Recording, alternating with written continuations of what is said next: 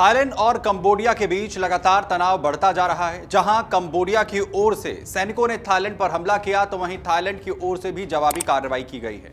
दोनों देशों के कई लोगों के जहां इस हमले में मारे जाने की खबर है, वहीं कई लोग घायल भी बताए जा रहे हैं।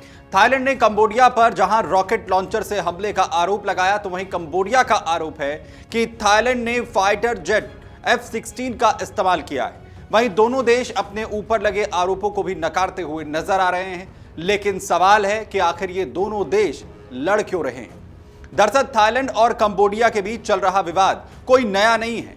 करीब 118 साल से लगातार चल रहा है यह पूरा विवाद, जिसमें साल 1907 में दोनों देशों के बीच 817 किलोमीटर की लंबी सीमा रेखा खींची गई थी।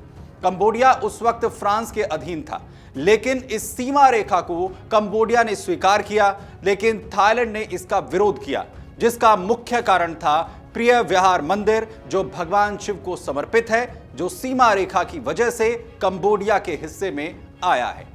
इसके बाद कंबोडिया इस विवाद को अंतर्राष्ट्रीय कोर्ट में लेकर पहुंचा, जहां 1962 में कोर्ट ने मंदिर को कंबोडिया का हिस्सा माना, लेकिन इसके बावजूद थाईलैंड ने इसे स्वीकार नहीं किया।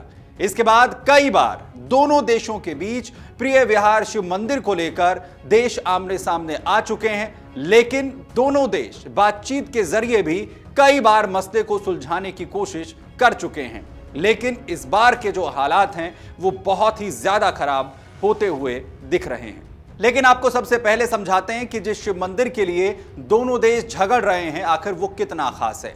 प्रिय विहार का शिव मंदिर 800 साल पुराना है। 12वीं शताब्दी में खमेर साम्राज्य के राजाओं ने यह मंदिर बनवाया था। 8वीं से लेकर 14वीं शताब्दी के वक्त को खमेर साम्राज्य का स्वर्णिम दौर भी कहा जाता है। खमेर राजा हिंदू थे और शिव के उपासक थे। खमेर साम्राज्य में महादेव को पितामह भी कहा जाता था। वहीं आज भी इस मंदिर में एक प्राकृतिक धारा बहती है, जिसे सोमसूत्र कहा जाता है, और मंदिर में स्थापित शिवलिंग का जलाभिषेक इसी सोमसूत्र से किया जाता है। इन्हीं खमेर राजाओं ने भगवान विष्णु को समर्पित मंदिर भी बनवाए, जो वर्तमान में इंडोनेशिया में स्थित है। यह मंदिर डांगरेक पर्वत श्रृंखला की चोटी पर स्थित है। यह स्थान इसे प्राकृतिक दुर्ग जैसा बनाता है। जहां अधिकांश खमेर मंदिर पूर्वमुखी होते हैं, तो वहीं इसकी संरचना उत्तर से दक्षिण की ओर फैली हुई है।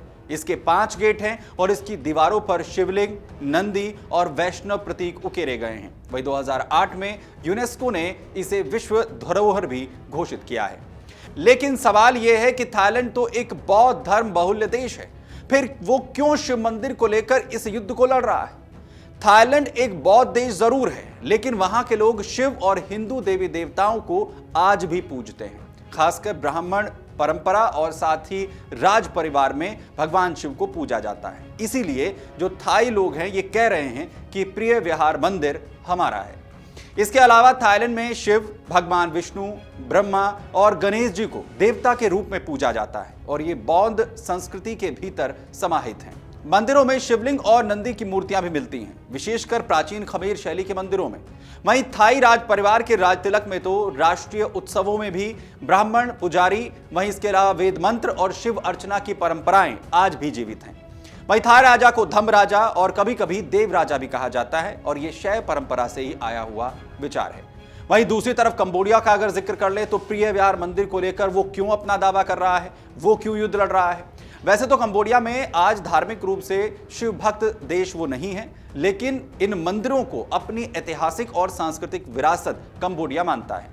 हिंदू मंदिरों में नियमित पूजा भी वहां पर नहीं होती है और भगवान शिव को मानने वाले भी वहां पर नहीं हैं, लेकिन कंबोडिया के लोग इसे अपनी धरोहर मानते हैं। उनका कहना है कि मंदिर हमारे पूर्वजों ने बनवाया है, ये हमारा है। वहीं भले ही आज कंबोडिया में भगवान शिव की पूजा ना होती हो, लेकिन कंबोडिया में कला, नृत्य, स्थापत्य, नाम और प्रतीक में हिंदू धर्म की छाया देखने को मिलती है। लेकिन यह देखना है कि आखिर जिस तरीके से यह टकराव शुरू हुआ है थाईलैंड और कंबोडिया के बीच में, यह आखिर अब कहां जाकर रुकता है। अगर आप ये वीडियो YouTube पर देख रहे हैं तो हमारे चैनल को सब्सक्राइब कर बेल आइकन दबाएं और Facebook पर देख रहे हैं तो हमारे पेज को लाइक करें।